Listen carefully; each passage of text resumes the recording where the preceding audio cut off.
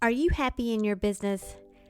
Now, I have had my share of emotional ups and downs in my 20 years of being a solo entrepreneur coach. And the patterns I've seen in myself and in my clients is that those downs are usually when I was personally feeling unfulfilled. Sometimes it was because a launch that flopped, and sometimes it was just life and had nothing to do with business.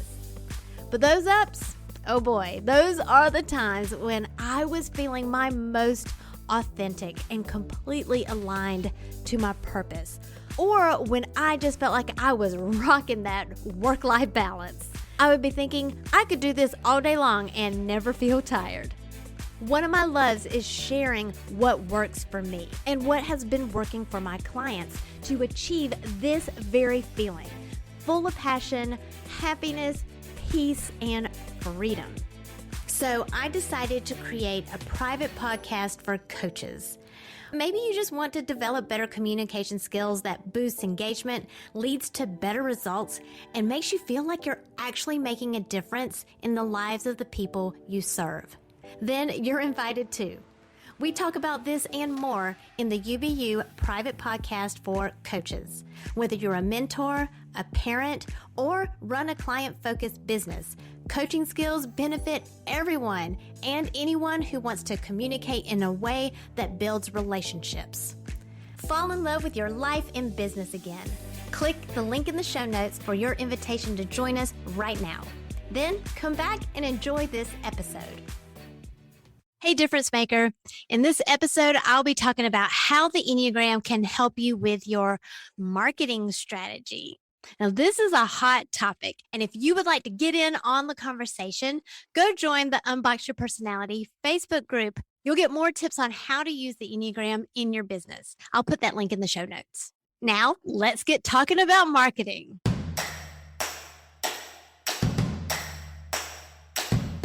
It's time to stop comparing yourself to others and plug in to what is uniquely you. Welcome to Unbox Your Personality, the podcast for coaches, creatives, and educators like you who understand that your happiness makes you more effective at what you do, bringing out the best in others.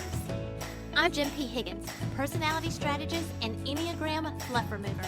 Get laser focused on who you are and who you aren't, so you're free to make the impact you were born to make. And have fun doing it. Your personality is your business. So let's get down to business.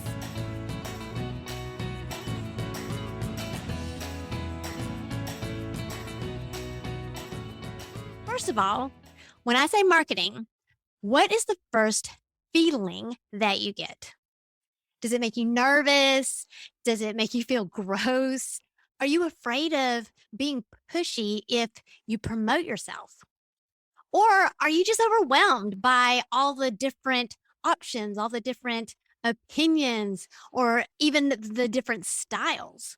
First of all, you need to accept that marketing is a part of your business.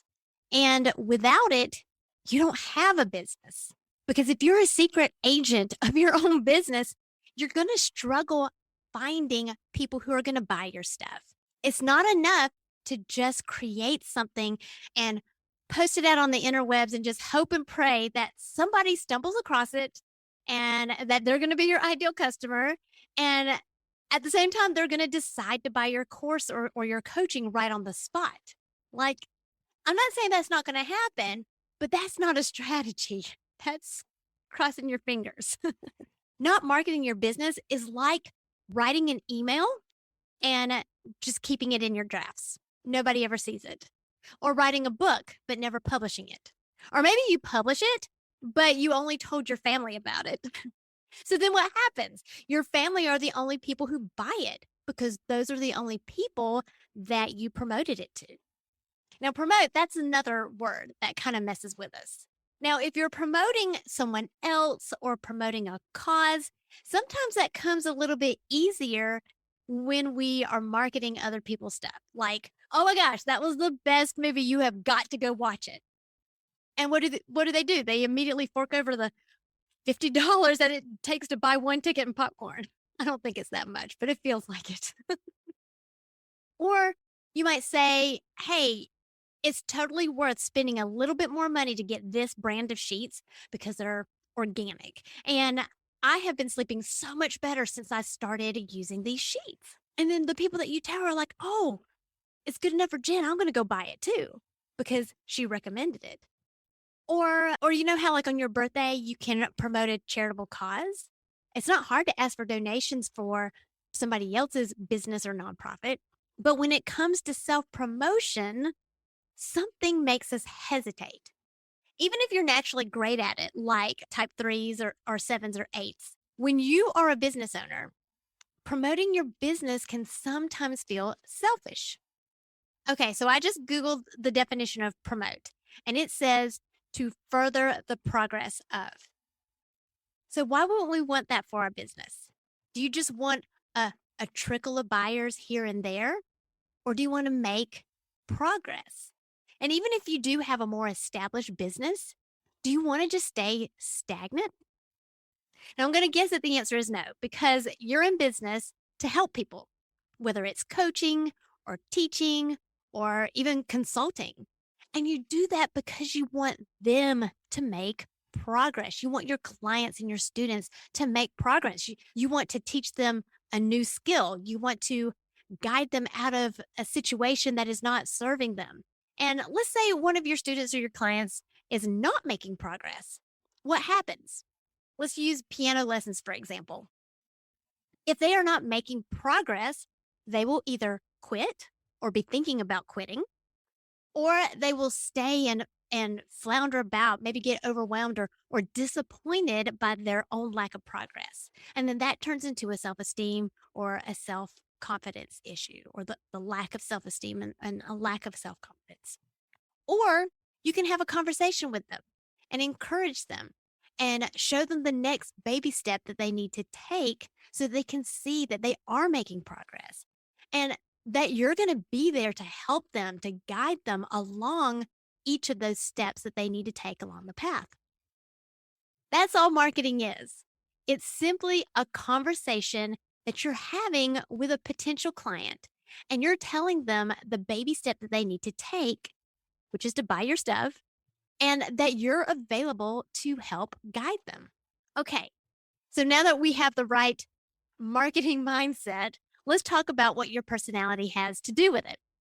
So, no matter what Enneagram type you are, there are going to be other personality types that you will repel. So, first, you need to expect to get rejected. It has nothing to do with you, it's simply a personality difference. And those differences are valid. Now, if you are being your authentic self, your natural you, your true you, who you are at your core, you are naturally going to get attention of the people that are the same type as you. Or they could be one of your wings or your primary instinctual variant. You'll also get the attention of the people who are your stress number or your security number. Now, if you're not sure about this Enneagram terminology, go ahead and join the Facebook group. Someone's probably already asked it, or ask it yourself and just post your question. It might even prompt me to create a separate episode just on the terminology. Now, this is a natural attraction to your personality to get the attention of these particular types. But if you want to keep their attention, you have to understand the core motivations of each of the types. And if you want to narrow your audience, which I recommend, you can just focus your conversation on the core motivations of the types that are your ideal clients. Now, the good news about marketing is that you don't have to change your offers. You don't have to change anything about your business to suit different audiences. You just need to change the conversation to target the right audience.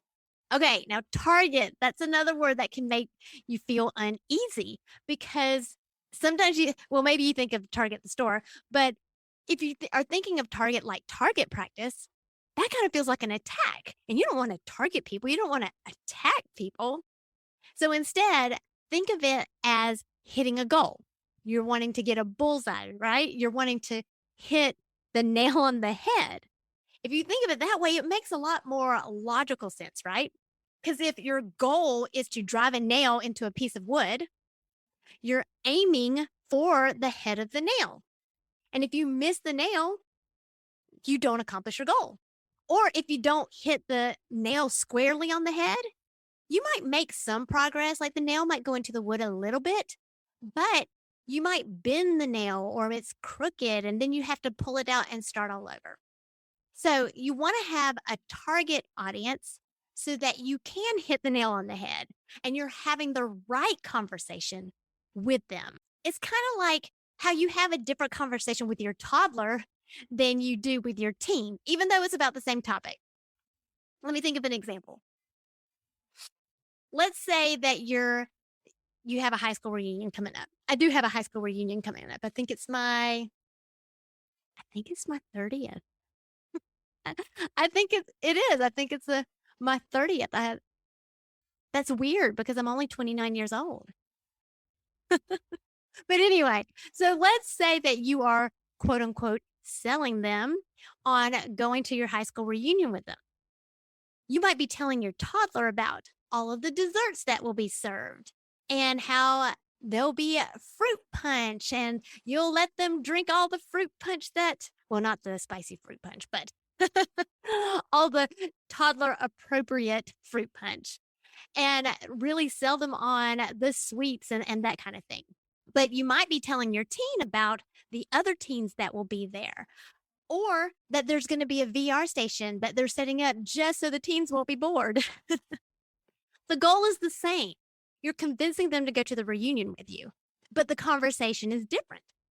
And it's the same way in your business. The goal is the same. You want them to buy your course or your coaching package or join your membership. But the conversation is going to be different depending on who you're talking to. I hope that makes sense. So if you know your own Enneagram type, you're going to be privy to who you naturally attract. And if you know who your ideal audience is, you know how to structure the conversation of your marketing to appeal to them. And then that way they're going to connect with you and then eventually buy your services. Now, the cool thing is that as you're doing your own Enneagram work, or what's called integration in the Enneagram world, you're going to be able to better connect to all 9 of the motivations that are within yourself. And the better that you can connect to yourself in that way, the better you're going to be able to connect with other Enneagram types and other personalities in your audience. And that way you serve a wider population over time. Think of the impact that you can make when you can reduce that percentage of the people that we naturally repel when we are in our boxes. This is exactly what I mean when I say when you unbox yourself, you unleash your power. Thank you for listening, subscribing, and reviewing the Unbox Your Personality podcast. To learn more about yourself, go to powercoachjen.com. Find out how you are different so you can make your difference.